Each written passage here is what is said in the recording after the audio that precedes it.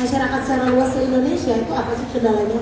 Kendala yang paling penting yang sudah terjadi ya? Kan pasti sudah jalan dari 2017 sudah coba nih edukasi, tapi pasti ada yang nggak sampai juga. Kenapa sih itu biasanya sih bahas lapangan? Memang gini, ini banyak terjadi di media-media. Ini kita lihat, media ini kan saya yakin nggak bisa selalu mendukung kita atau mendukung ke luar kita. Ini kita bisa lihat di media-media masih banyak negatif-negatif tentang vape ini. Nah ini yang harus kita benahi. Tapi balik lagi kita bisa bilang, gimana kita mau membenahi ini? Kita mau keluarin di media, tapi data-data kita selalu memakai data-data dari luar, dari Inggris, dari mana. Dan itu memang itu lumayan mempengaruhi, tapi tidak mempengaruhi banyak. Dengan adanya kita riset-riset yang dari Indonesia, nah ini pastinya saya yakin masyarakat Indonesia bisa lebih percaya dengan adanya Oke. Terima kasih Mario. Nah sekarang saya ke Om Edi sebentar. Om Edi sudah mendengar statementnya dari Om Mario jika terpilih melanjutkan periode sebelumnya. Dan sebenarnya Om Edi sendiri adalah tim dari Om Aryo juga yang sudah menjalani AFI dari awal gitu ya, sudah tahu perjalanannya, sudah tahu kendala-kendalanya. Kalau seandainya Om Edi, tapi Om Edi, saling dulu Om Edi kan, ya jangan, kan udah tua, ya kan harus saling. Takut kualat ya kan. Kualat kepala di bawah loh. Jangan dong Om Edi, kayang jadinya. Oke, Om Edi tadi sudah benar. Kalau seandainya Om Edi yang terpilih, nah edukasinya gimana? Kan sudah lihat dari pengalaman dan sudah yang dijalani oleh Om Aryo. Kalau seandainya Om Edi yang terpilih, bagaimana cara mengedukasinya? Edukasi masyarakat kan? Ya. Edukasi masyarakat ya kita campaign banyak bikin acara juga tentang vape, bagaimana memperkenalkan vape. Kita ajak teman-teman komunitas, ajak teman-teman reviewer, buzzer, teman penggiat ini. Kita bikin acara atau bikin perlombaan yang seperti saya di debat sebelumnya dan di acara-acara yang kesempatan saya bisa bicara. Kita perkenalkan lewat acara-acara tertentu, misalkan di tempat kita bikin lomba pemancingan, kita kasih penjelasan. Kalau mengenai penelitian perlu, ya, tapi kita harus benar-benar teliti dan kita tahu apa yang kita harus sampaikan ke depannya. Dan sebenarnya kita juga bisa undang para ahli-ahli yang sudah melakukan penelitian di luar dengan mengundang para ahli tersebut untuk memberikan hasil pemberitahuan hasil riset mereka. Kita undang pemangku kebijakan ya pemerintah untuk supaya bisa mengerti ke depannya. Tapi kalau memang riset masih diperlukan, kita dukung riset itu ke depan. Kalau untuk riset, tapi yang ke masyarakat kayaknya riset itu walaupun penting, tapi buat mereka hal mendasar aja. Apa itu vape yang benar-benar jelas dan yang tahu, dan efeknya biasanya kalau dari teman ke teman atau dari pembicaraan, biasanya dari bukti juga semua orang udah tahu vape itu efeknya ke kita tuh apa. Jadi perlu cuman cara berbicara ke masyarakatnya, memberikan edukasi ke masyarakatnya ke depannya itu cara vape itu seperti apa, pengertian yang jelas, yang benar-benar terinci dan terarah gitu. Nggak setahu gue gitu. Tahu saya, tapi benar-benar tahu vape itu apa, bahannya apa, isinya apa, efeknya apa, dan hasil mungkin dengan sedikit pengetahuan tambahan. Oke, tapi Om Edi, tadi ada statement dari Om Aryo bahwa dikatakan memang benar ada riset yang harus dari luar ya, karena kita nggak bisa dari dalam aja, kita harus lihat dari luar kandang, ibaratnya seperti itu. Tapi ada kendalanya itu media, benar ya? Lewat media, karena media kan di sini pro kontra. Nah, kalau nanti seandainya Om Edi terpilih, bagaimana cara menghandle dan menyaring media seminim mungkin supaya berita-berita yang kontra tuh bisa terfilter gitu? Gimana? Oh, begitu kan kebebasan pers. Tapi kita juga bisa minta ke media-media itu juga untuk memberitakan tentang hal yang positif. Lebih melibatkan ya? Ya, menjadi jembatan, kita ajak kerjasama, kita kasih pengertian bisa itu. Itu hasil-hasil itu kita bisa kasih tahu, kita bisa buktikan kok. Kalau enggak ya ada media yang pro, pasti ada media juga yang kontra. Pasti, benar. Ya kita yang pro kita bantu, kita push hasil-hasil penelitian dari luar atau penelitian dari kita sendiri, kita push, kita kasih lihat kebaikan-kebaikan tentang vape. Oke. Nah, gimana kalau dari Mario mendengar pernyataan dari Om Edi? Ya, ya kita dengar sendiri semua, kita lihat komedi sepakat atau sepaham dengan apa yang tadi saya sebutkan tadi mengenai data yang kita harus perlukan dari kita sendiri dan itu hal yang paling mendasar. Dari situ baru kita bisa lanjutkan ke media, komunitas, non-vape dan lain-lainnya. Itu ya seperti Om Edi tadi bilang, tadi kan untuk sekarang kita sudah berjalan beberapa tahun ini, industri vape ini masih ada keraguan untuk kita mensosialisasikan tentang vape. Kenapa? Karena ini beritanya ada yang dari luar dan ini mereka masih jadi tanda tanya gitu. Ini benar yang mana sih gitu. Nah, sedangkan berita dari luar itu ada yang positif dan negatif. Tapi kalau kita bisa membuat berita-berita ini, membuat riset-riset ini akan lebih menumbuhkan kepercayaan diri kita, komunitas kita, dan semua lini yang akan membagikan kebaikan tentang vape ini akan menumbuhkan kepercayaan. Dari situ saya yakin semua media, semua teman-teman komunitas ini semuanya akan mau mendorong untuk menyebarkan kebaikan vape. Ya, setuju sih memang ya. Apalagi zaman sekarang orang bisa browsing sendiri dan mengasumsikan sendiri, itu yang juga jauh lebih bahaya ya dengan semuanya. Tapi emang ini berdua Caketum jiwa lapangnya besar sekali ya kayaknya ya. Ya, dia setuju dengan saya, saya setuju dengan dia. Mana debat ini? Nah, oke, tapi ya ngomongin tentang komunitas. Seiring bertumbuh kembangnya komunitas vape organisasi di Indonesia, semakin banyak selain aktif. Ya dong, jadi kan harus hati-hati dalam mengelola kegiatannya, ya kan? Dan tentunya banyak asosiasi lain di bidang vape selain AFI. Kira-kira bagaimana cara menanggapinya supaya AFI yang tetap ada di permukaan? Karena eksistensi ini perlu. Kalau udah terlalu banyak saingan, hilang ciri khas, hilang juga namanya. Oke, sekarang dari Om Edi dulu. Om Edi bagaimana kira-kira mengantisipasi dan menanggapi banyaknya asosiasi lain selain AFI? Oh, buat saya sih fine-fine aja. The more the merrier. Itu menambah daya semangat kita untuk berjuang. Terus malah jangan kita musuhin, kita rangkul. Kita kasih kita sama-sama satukan visi misi ke depan. Perbedaan itu wajar. Nggak ada dalam satu asosiasi aja satu tim pengurus nggak mungkin satu sama punya ide yang sama. Jadi buat saya itu kewajaran. Nah, yang penting ke depannya bagaimana kita sebagai asosiasi, terutama sebagai API, mempunyai misi atau ide ke depannya yang brilian, yang ke depan yang baik, ya istilahnya yang akhirnya kita menjadi asosiasi leader, bukan hanya pengikut atau sama-sama. Kita ngelit teman-teman asosiasi lainnya untuk maju ke depan. Berarti dirangkul untuk bisa sama-sama berjuang, tapi sekaligus juga sama-sama tahu bahwa gimana nih letak lebihnya API supaya jadi leader gitu ya. Oke, kalau Om Adi menanggapi hal itu jangan setuju aja.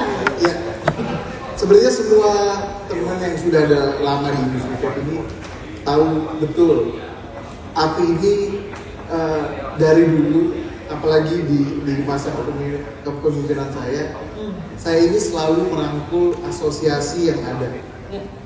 Asosiasi-asosiasi lain di luar API selalu kita rangkul.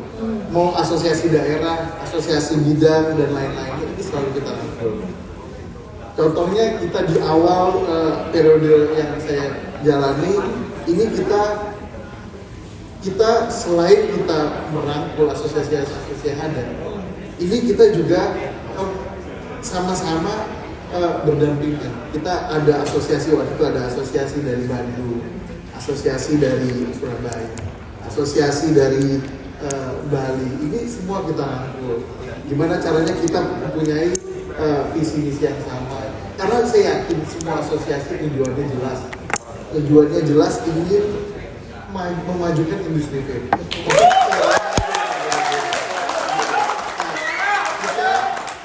Dengan dari sekarang, biarpun sudah banyak yang sepaham sama saya waktu itu, dengan mereka mengafiliasi asosiasinya mereka masuk ke dalam API, menjadi keluarganya API.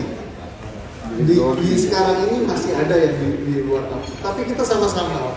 Akhirnya saya sendiri waktu itu, saya waktu itu bilang ke teman-teman API dan semuanya saya bilang, kita perlu menyatukan asosiasi-asosiasi yang ada. Gimana caranya kita punya kesepahaman yang sama.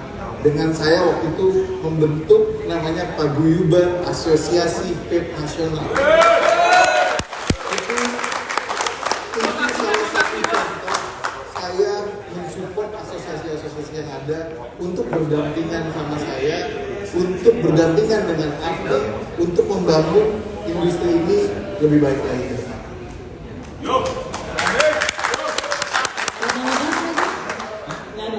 Setuju aja, ikut aja. Sama aja, saya kan bilang tadi API harus jadi leader. Iya, benar. Oke, berarti dengan adanya penyamarataan ini seragam gitu dalam hal pemahaman dan lain-lain, berarti juga ada pemahaman mengenai standarisasi liquidnya yang tengah terjadi di tengah kita. Dari perdebatan sebelumnya, kita pernah membahas memang liquid ini ada perbedaan entah itu harga, standarisasi seperti apa dan lain-lain gitu ya. Kira-kira sebagai nanti kalau menjadi ketua umum dari API periode 2020 sampai 2023, ini standarisasi liquid ini setuju dicanangkan atau tidak? Karena jujur, saya mewakili dari customer, para pembeli pasti akan mencari alternatif lain untuk mencari harga yang paling rendah dengan kualitas kadang yang mendekati pemahaman zaman sekarang, ya kan? Tapi apakah jika Anda nanti menjadi ketua umum, apakah Anda mendukung atau menolak standarisasi liquid vape ini? Om Aryo dulu. Ya, kan ganti-ganti. Radio. Ya. Jadi satu yang menjadi catatan kita, apa yang dicanangkan kemarin SNI yang akan dibuat oleh Kementerian Perindustrian dan semua teman-teman asosiasi dan lembaga lain, ini asosiasi yang non-wajib. Ini SNI yang volunteer. Jadi SNI ini sangat tidak memberatkan para pelaku usaha. Dan saya yakin para pelaku usaha ini sekarang sudah mempunyai pemikiran yang bagus ke depan gitu. Nggak cuma trading aja. Ini kita bisa lihat. SNI ini adalah salah satu untuk memperbesar market kita. Kalau misalnya dengan SNI kita bisa memperluas market kita 3 atau 5 kali atau bahkan 10 kali, kenapa enggak? Biarpun itu ada sedikit kesusahan para pelaku. Nah ini kan kita harus bisa lihat, ini positifnya atau negatifnya lebih banyak mana sih? Kalau negatifnya ini yang kecil tapi dibesar-besarkan, nah ini yang harusnya pengusaha-pengusaha ini lebih bijak. Saya yakin banget pengusaha-pengusaha ini bukan cuma 1-2 hari berusaha. Dengan adanya positif ini, kedepannya harusnya ini bisa jauh lebih baik. SNI ini fondasi buat kita, ini kepercayaan buat kita. Kalau ini tidak didukung berarti ada apa?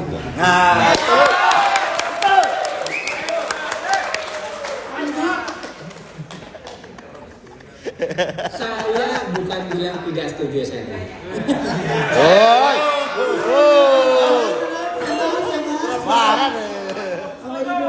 Saya hanya menanyakan ketepatan waktunya. Karena keadaan kita sekarang bukan keadaan yang baik. Pandemi, ya kan? Perekonomian merosot, usaha kita semua juga lagi pada susah. Jangankan industri vape, semua industri besar aja juga terkena. Kira-kira timingnya tepat nggak kita harus begitu? Kita lagi susah, ditambah lagi kita harus teman-teman sekarang gini. Kemarin kita baru ikutan raptek SNI untuk Heat Not Burn. Teman-teman tahu istilah TPM, istilah NFDPM, ISO 20778, ISO 3308, teman-teman semua tahu nggak yang begitu-begitu? Nggak ada yang tahu, Pak. Setahu saya sih, yang tahu dia mungkin segelintir orang. Jadi itu hanya hal teknis yang dibahas. Kita, brewer kita ini tukang masak, chef, ada gula, ada garam, ada lada, ada ini, ada bumbu-bumbu, ada sayur, kita aduk jadi makanan. Makanan itu bentuknya liquid. Tahu nggak kalau istilahnya bilang, oh kalau SNI, oh ini lu kelebihan, lada lu kelebihan. Kalau dikasih tahu lada, kalau dia bilang ini ada unsur kimia, beda bos. Nggak bisa. Gila chef ini sampai kembali. Jadi gini, bukan saya menentang sekali lagi. Sekali lagi Iya. kita butuh SNI bagus Emang tukang sambal bos. memberikan kepastian usaha, juga kepastian kepada pengguna. Iya. Tapi efek kedepannya juga butuh dipikirkan dulu. UMKM kita tuh pengusaha-pengusaha kecil itu banyak. Dia butuh biaya ke depannya. SNI itu nggak kita kayak nyerahin Pak, di tes butuh waktu. Mengasanikan itu butuh waktu, butuh biaya. Teman-teman UMKM kayak gimana kalau harus bayar biaya? Ini nggak langsung diterima. Kalau nggak gimana gitu? Satu penelitian ini aja butuh waktu. Yang ICOS dia bilang ini cepatnya 1 bulan. Dia bilang biasanya 3 bulan. Satu liquid 3 bulan, Pak. Liquid di Indonesia ada berapa? Ribuan. Kalau SNI udah panas. Gitu loh. Akhirnya ujung-ujungnya rebutan. Bagus. Ujung-ujungnya rebutan. Malah bagus. Bukan bagus. Ini berarti lucu sebenarnya. Ujung-ujungnya Kita lihat, rebutan. Om Edi tidak perhatikan apa yang saya sampaikan. Om Edi tidak mengikuti apa yang sudah kita jalankan di kepengurusan. Om Edi sendiri tahu, asosiasi lain tahu, semuanya tahu. Ini SNI adalah SNI volunteer. Tadi saya udah bilang di kata pertama, SNI volunteer. SNI volunteer ini tidak wajib dan tidak harus dilakukan langsung.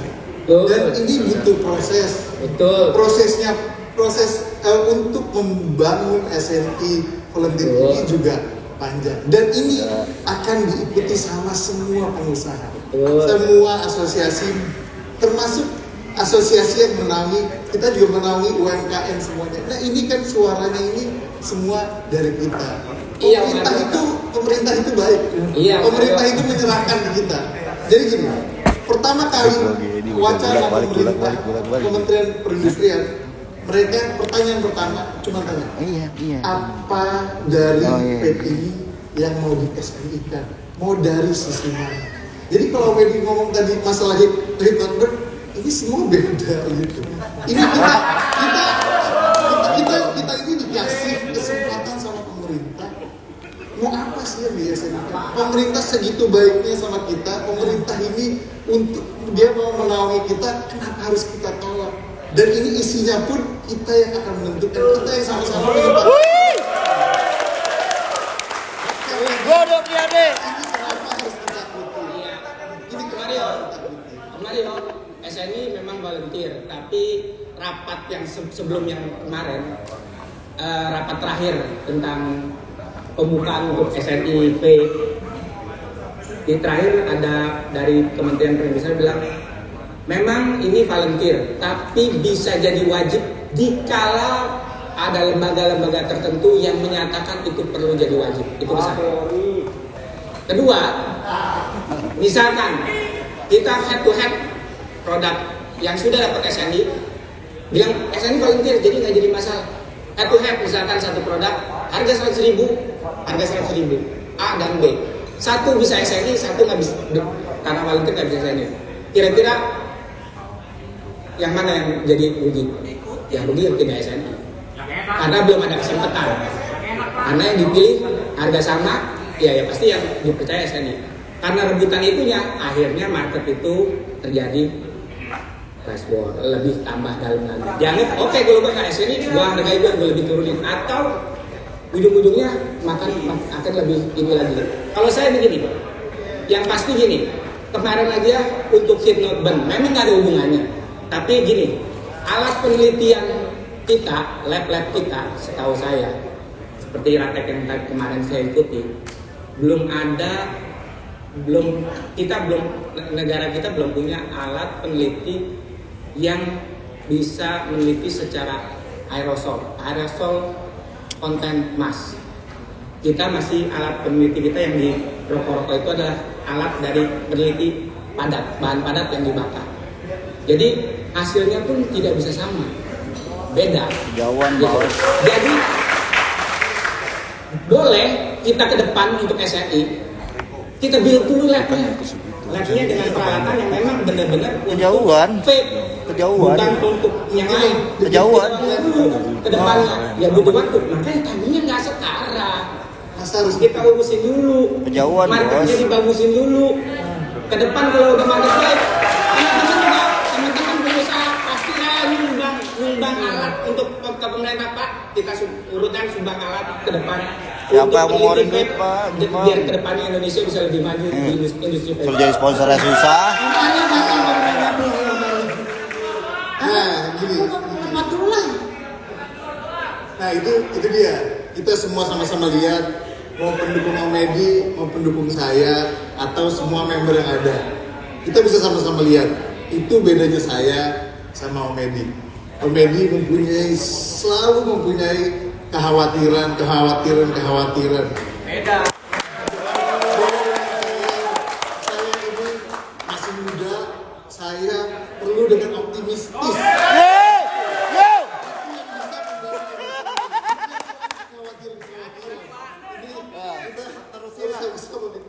Faktor usia.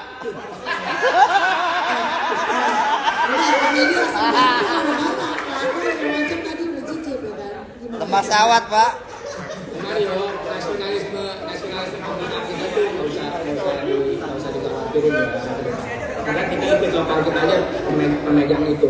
Kalau masalah mendukung usaha program pemerintah, saya rasa kita nggak pernah khawatir. Yang saya minta adalah waktunya, timingnya. Bukan pemerintah pun akan mengerti sebenarnya. Buktinya dari bapak-bapak di Bea dan Cukai sudah memberikan fasilitas yang banyak untuk buat kita untuk kedepannya bisa lebih baik untuk terutama UMKM. Kenapa kita minta sesuatu hal yang bisa lebih mempersulit kita gitu? Bukan mempersulit dalam arti ini ya. Ya harus repot lah. Memang repot untuk lebih baik. Tapi waktunya Pak, gitu. Waktunya sekarang ini kita lagi susah. Bukan masalah itu biaya. Itu pasti biaya. Dan biaya itu bukan urusan teman-teman pengusaha UMKM, biaya buat bikin beli SN aja berat. Nanti nih 2022 bakalan naik lagi sampai 25%. Teman-teman yang udah ketemu, jadi nggak usah diulang lagi.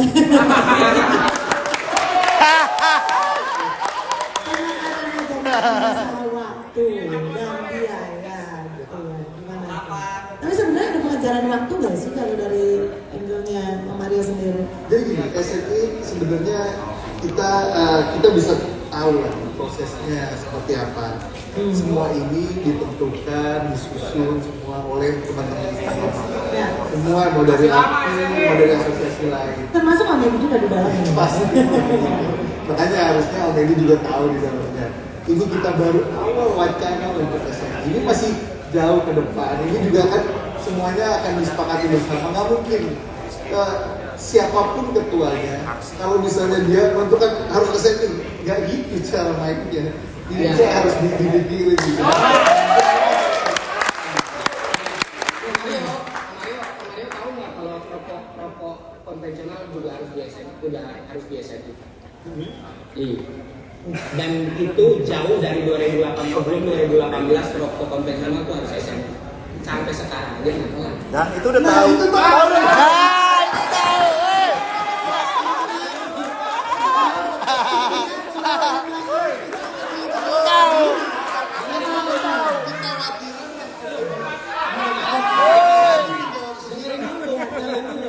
Maksud saya, industri yang sudah ratusan tahun aja sampai sekarang belum dipilih.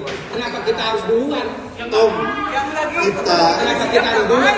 Mereka aja belum beres. Perusahaan yang notabene sudah punya perusahaan besar, 700 perusahaan tembakau besar. kalau kita bisa lebih mendewasakan diri dari awal, kenapa kita harus di ujungnya untuk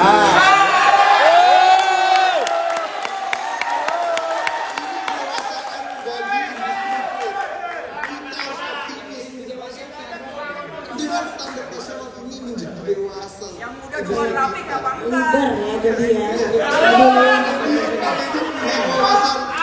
Menjadi leader di negara lain di mana harusnya ini yang harus Omedi jadi program Omedi harusnya ini harus Di diperhatikan. negara lain nggak ada urusan sama SNI, Om. Ya nggak ada apa Yang negara Negara kita dulu. Menjadi leader atau mau jadi follower.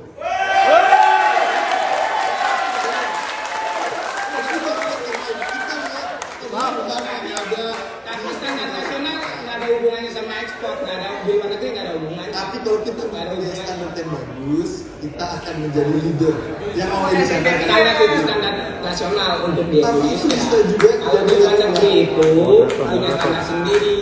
Buktinya contohnya, ya liquid kita juga harus ikuti standar mereka.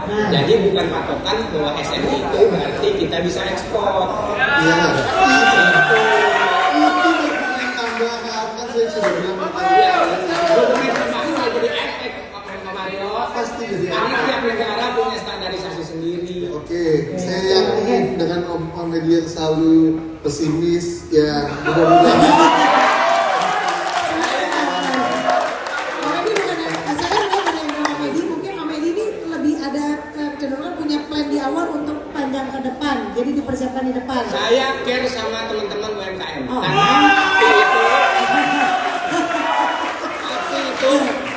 api Lu dukung yang mana sih? Dua-duanya lu tepokin, lu bayarannya. api itu 90% lebih UMKM. Api itu 90% lebih UMKM. Pokoknya retail itu gak ada hubungannya retail sama SNI bro. Lagi lucu. Nah, ini akan menjadi topik serunya karena memang sekali lagi yang ditanyakan Omedi, ya itu yang tadi aku tanya sama Mario. Apakah ini ada pengejaran timing gitu? Apakah harus cepat-cepatnya? Karena tadi konsentrasinya Omedi adalah yaitu penting nggak penting sebenarnya seni ini. Ya, Bukan penting nggak penting, timing. Nah, lebih ngejar ke timing. Kita bisa lihat lah, ini kebutuhan. Ekonomi kita lagi, negara kita aja lagi mau memperbaiki ekonomi kita, lagi menuju jurang resesi. Ini solusinya. Iya kan? Ya. Makanya ini kita harus lihat. Kita keluar biaya SNI ini gimana solusi sih? Yang tadi Untuk Omedi dapat bilang, SNI itu keluar biaya. yang ini kebutuhannya kebutuhan siapa? Kebutuhan industrinya atau kebutuhan tim sesnya dia?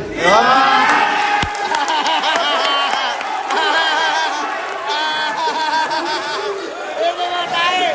Terus jalan. Woi, woi.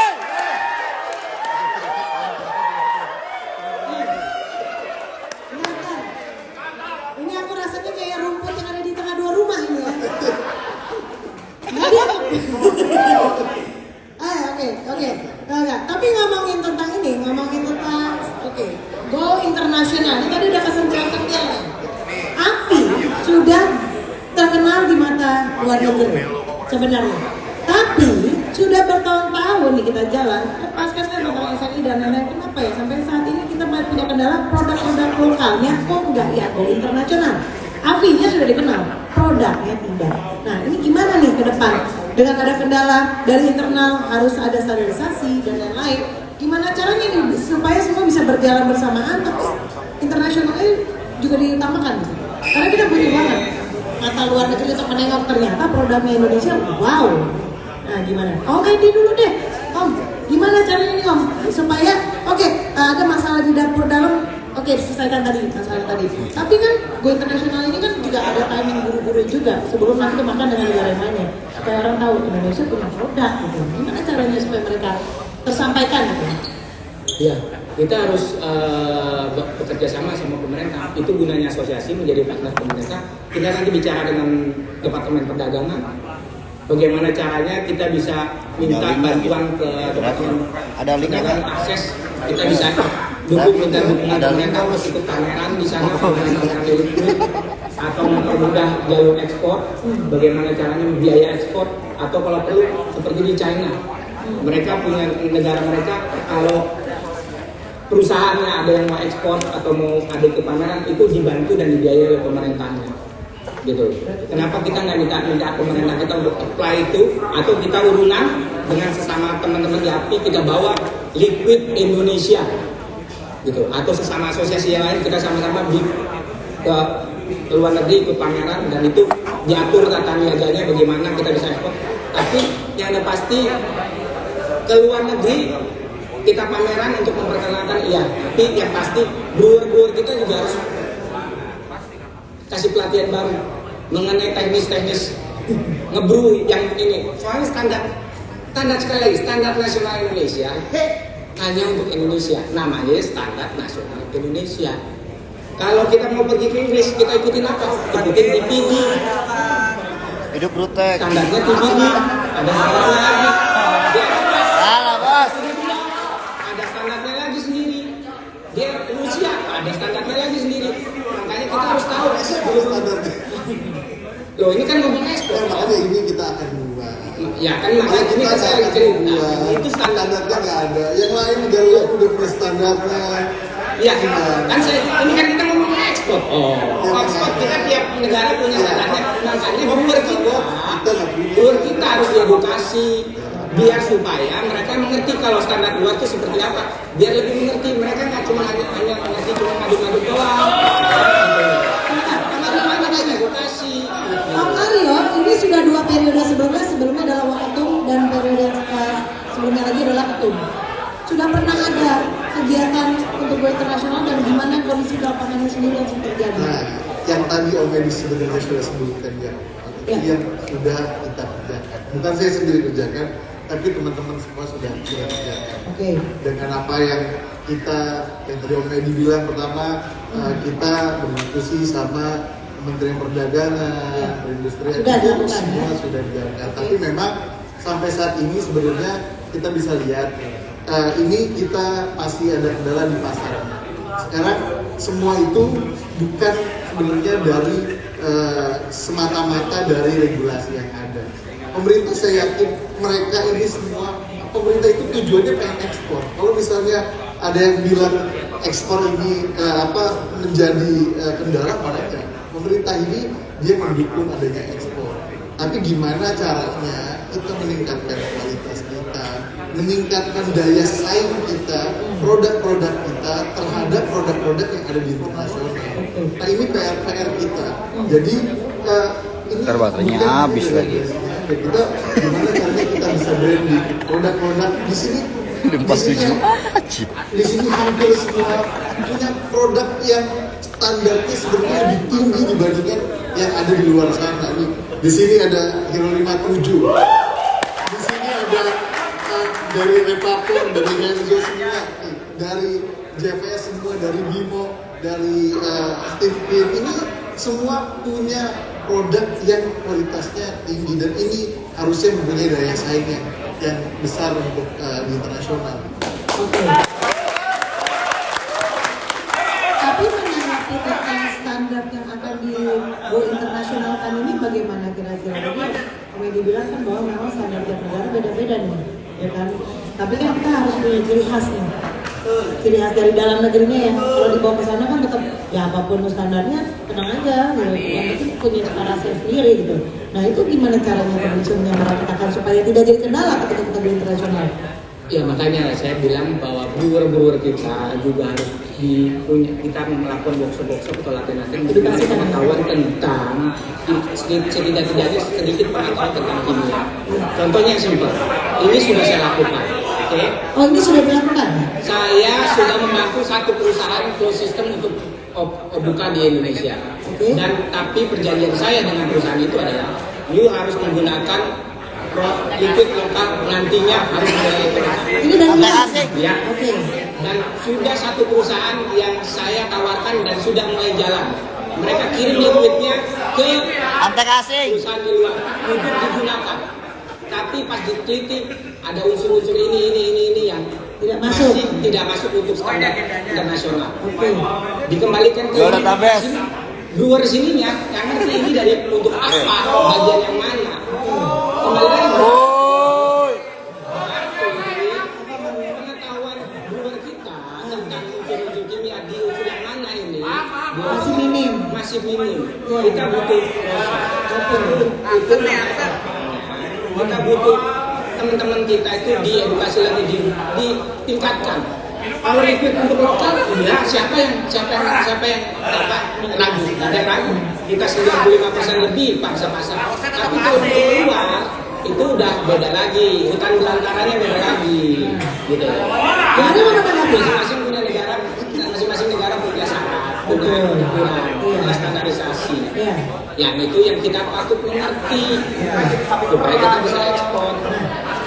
Karyawannya kita masing-masing. Apa? Tapi kok di media kemarin? Saya sedikit aja menanggapi. Apa? Ini saya bingung. Pegang. Om Edi punya program yang bagus barusan, tapi saya sebagai ketua, Om Edi sebagai ketua bidang, saya belum pernah sama sekali mendapatkan informasi. Ini harus saya tanyakan pribadi sebagai kemarin saya sebagai ketua. Ini apakah ini kebutuhan dari industrinya? Program ini buat asosiasi? Apa ini buat ini yang padahal dari dulu semua tahu di sini ada dana usaha, ada semua pengurus di sini, saksi hidup. Itu yang saya minta sama Omedi waktu itu di saat Omedi pergi ke China, ke negara-negara lain. Itu yang saya minta. Tapi saya tidak pernah mendapatkan laporan. Agak lapor. Ya malah kalau Omedi bisa buka sekarang ya alhamdulillah saya tahu jawabannya ternyata memang seperti itu. Aku enggak dong, ini acara Amfi atau apakah kamu masih mencintaiku sih? Ini amat rasanya. Mana ini? Nih, kom dong. Tahu saya sih, Pak Komario nggak pernah ngobrol apa-apa kalau kita keluar ke luar negeri. Itu lah. Saya diundang, yang diundang saya dan saya minta bisa nggak saya bawa nama Api? Oh, ini diundang mas? Iya. Karena sebelumnya saya minta bawa nama Api. Dia bilang, ya udah memang udah mau tapi bawain nama Api. Lagi ke saya tiap tahun. Dan Kita dong. Saya pertama kali kalau Omedi lihat kita dari datangnya itu bukan komedi. Mungkin yang kedua, ketiga itu datangnya langsung untuk asosiasi dan itu ada di email. Kalau bisa mau buka email saya sekarang bisa. Saya utus Omedi itu sebagai waktu itu orang kepercayaan saya nomor 1. Dia untuk menjalankan tugas ke depan negara lain untuk membawa investasi yang ada dari luar untuk Angel. Indonesia gitu. Itu yang saya harapkan. Tapi sampai sekarang saya belum pernah mendapat laporan.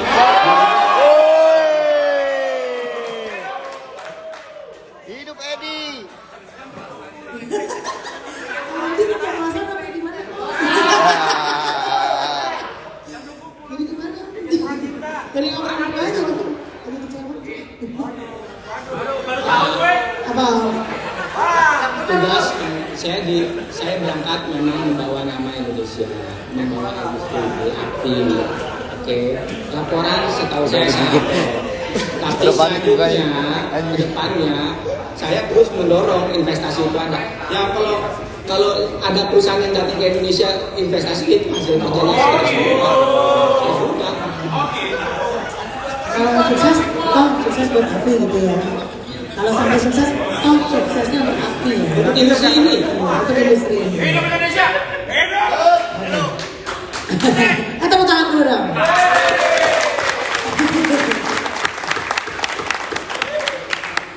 Keluar dari pertanyaan ini mohon maaf ya, Om Aryo. Emang satu tim tuh ada keseragaman kepala ya? Rata-rata sama malah yang botak semua ya? Itu SNI. SNI. Sudah tanya istri. Standarisasi ya, oke. Itu kelihatan yang kerja.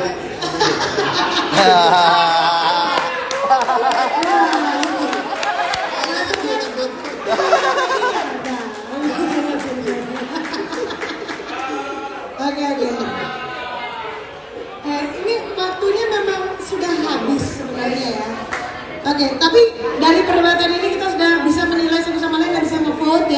Dua-duanya punya jawaban yang sangat bagus. Dua-duanya punya visi-visi yang bagus. Kita tepuk tangan dulu untuk kedua cewek-cewek.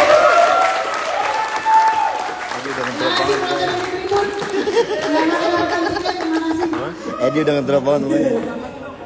Sebelum kita tutup sesi debat ini, saya melihat keduanya memiliki jiwa besar yang sangat luar biasa ya. Dan keduanya memang sudah kerja bareng dari tahun-tahun sebelumnya, sudah saling tahu juga, dan sudah tahu juga kondisi lapangan seperti apa. Selanjutnya adalah yang memiliki kesempatan untuk memilih siapa kira-kira yang akan ataupun cocok ataupun layak menjadi Ketua Umum API 2020. Oke, untuk caketum 1, Om Aryo, silakan mempromosikan diri Anda kembali. Lanjutkan. Kenapa Anda layak untuk dipilih di periode ataupun melanjutkan periode sebelumnya menjadi Ketua Umum? Silakan. Ya, dari semua yang kita bisa lihat tadi ya, saya cuma bisa bilang ya, saya yakin saya lebih baik dari Om Edi. Saya yang menjadi kebutuhan semua member dari kita. Dan satu lagi, saya terima kasih sebesar-besarnya terutama sama Om Edi ini pesta demokrasi terbesar dan menjadi pendewasaan untuk industri kita. Ini juga menjadi salah satu faktor untuk mendewasakan dengan adanya pemilihan ini dari Om Edi, dari tim ses saya 2 periode, dari tim sesnya Om Edi ini sangat kali ini semua sama persepsinya sama saya. Ini benar-benar membuat pendewasaan di industrinya. Ini baru pertama kali kita ada debat, kita ada semua ini. Nah ini kita harus syukuri bersama. Ini menjadi proses pendewasaan kita semua di industri.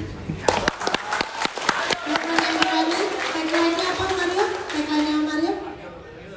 Muda, Inovatif, berpengalaman dan kerja nyata. Om Edi, silakan Om Edi. Mengapa Anda layak untuk dipilih menjadi Ketua Umum periode ini? Teman-teman sudah mengikuti selama ini masa kepemimpinannya Om Aryo. Sudah tahu, sudah merasakan. Kalau mau tahu sesuatu yang baru, perubahan, karena saya bawa perubahan baru. Anda kasih. Yang lebih baik. Ya. Saya akan bawa industri ini untuk lebih maju, untuk lebih ke depannya menjadi merebut pangsa pasar lebih luas, lebih besar. Dan saya percaya dengan Jangan pucat Om. tim yang hebat, kita bisa bantu industri ini dan menjadi partner pemerintah, memberikan devisa dan penghasilan buat negara sebaik mungkin, sebesar mungkin ke depan. Tagline Om Edi. Tagline Om Edi. Harapan baru dan perubahan baru. Semua serba baru. Om Edi Supriyadi untuk semua.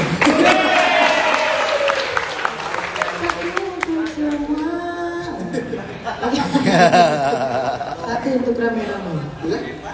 Oke, terima kasih Om Mario, Om Edi, terima kasih. Biar lebih sportif lagi, ayo. Oh, salaman. Foto dulu dong. Barusan, salaman lihat kamera dong. Lihat kamera, salaman. Ya dong. Dukung dong, caketum kita jiwa sportifnya. Oke. Udah, pandemi ya. Udah, turun. Udah.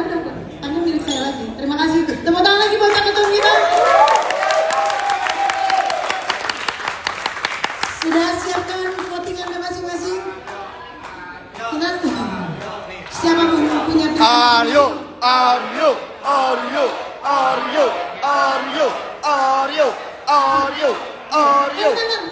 Mana? Wajib. Habis. Lapar banget apa gimana sih?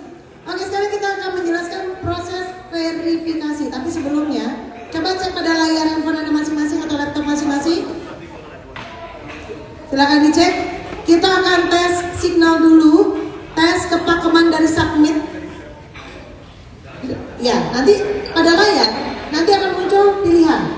Ini baru latihan dulu ya, yang ada di aplikasi Zoom ataupun di YouTube ya. Yang di YouTube silakan siapkan aplikasinya untuk bisa memvote. Sekali lagi, satu orang hanya boleh memvote satu kali saja. Once Anda submit, Anda tidak bisa menarik pilihan Anda kembali. Dan hati-hati sinyalnya, karena setelah verifikasi